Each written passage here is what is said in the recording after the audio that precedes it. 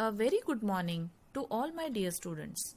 Welcome to class 4 of chapter 1 Basic Concepts in Geometry. In the previous class, we had discussed various important concepts.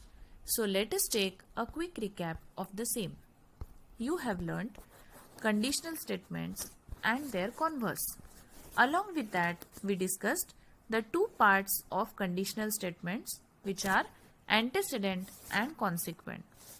In this class also, we are going to learn a new concept of Euclid's postulates. Before we know these postulates, let us first know who was Euclid. Euclid was a great Greek mathematician. He gathered the knowledge of geometry and streamlined it. He showed that on the basis of postulates, some more properties can be proved logically. There is a new word here, postulates. So let's first know this term postulate. Postulates are the self-evident geometrical statements which were accepted by all. Self-evident means the statements which are not required to be proven.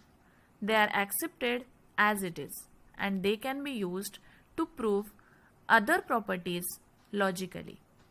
So let's learn the postulates. The first postulate is there are infinite lines passing through a point. Here a point is shown. Now I'll show you some lines which are passing through the same point. This is first line, second line, third line and fourth line. As an example, I have taken only 4 lines here. But if you want to draw more lines through the same point, you can draw any number of such lines at any angle. That means there are infinite lines passing through a point. Let's learn the second postulate. There is one and only one line passing through 2 points. 2 points are shown on the screen. If we want to draw lines through individual points, we can draw infinite lines. But if we want to draw a line which passes through both the points at the same time, then such only one line is possible. Here, that line is shown by yellow color. And 2 more lines are drawn. One is of orange color and one is of blue color. Both the lines are passing through only one point. But the yellow line is the only one line which passes through both the points at the same time. Let's see the third postulate. A circle of given radius can be drawn taking any point as its center. Now, this screen can be considered as a plane and I have taken 3 points on this plane. Now, considering these 3 points as the centers, we can draw a circle of any given radius like this. So we have drawn 3 circles here of different radius and considering the points as the center. Let's learn the fourth postulate. All right angles are congruent with each other. We know that the congruence of angles is decided based on their measures and each right angle is equal to 90 degrees.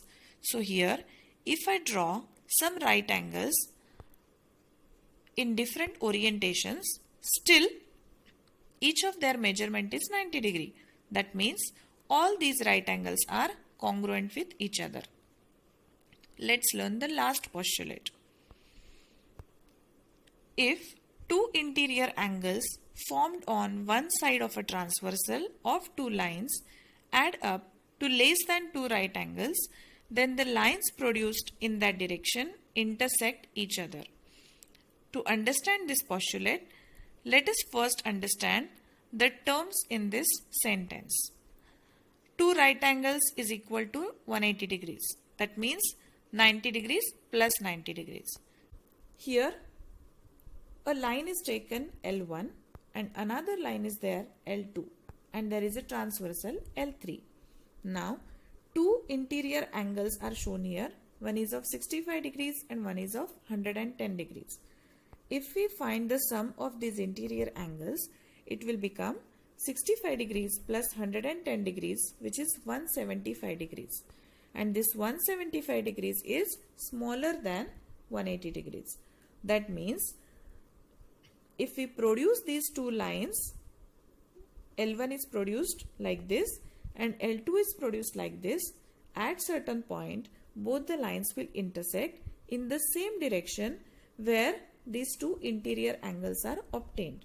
And here these two lines are intersecting at point P. That means if the sum of interior angles is smaller than 180, these two lines intersect means they are not parallel. I hope you have understood these postulates very well. Now let's move to learn few important definitions. The first definition is theorem. Properties proved logically are called theorems.